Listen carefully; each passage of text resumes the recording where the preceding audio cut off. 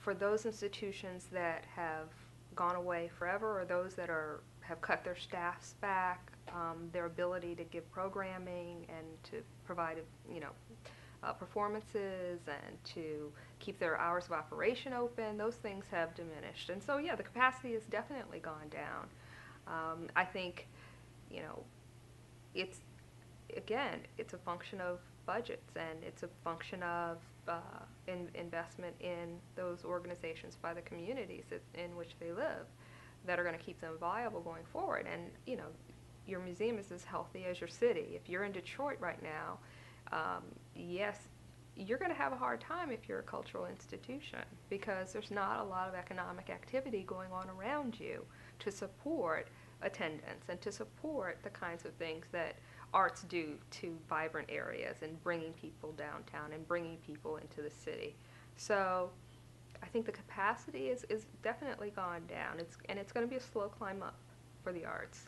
It's also an opportunity, though, I think, for these institutions to look at their audiences and their consumers in a very different way, because they have some have a very high cost structure, and some need to realize that in order to get people interested in what they do, they've got to go out and find those people and bring them in.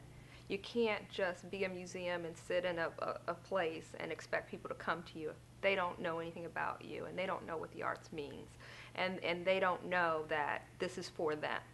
So they need to be in the schools. They need to be in the grade schools and the high schools.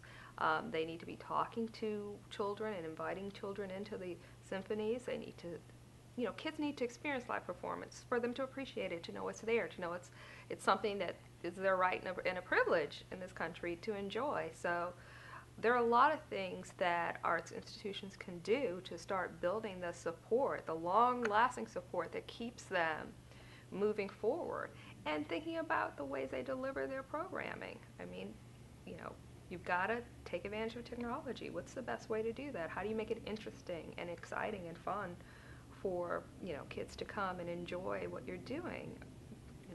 Certain adults don't like sitting through certain things if they don't understand what's going on. So how do you make it interesting? It's time to reshape and reformat and to rethink how you deliver your service, who your customers are, and how you leverage your relationships with the folks in your community, whether they be business or government.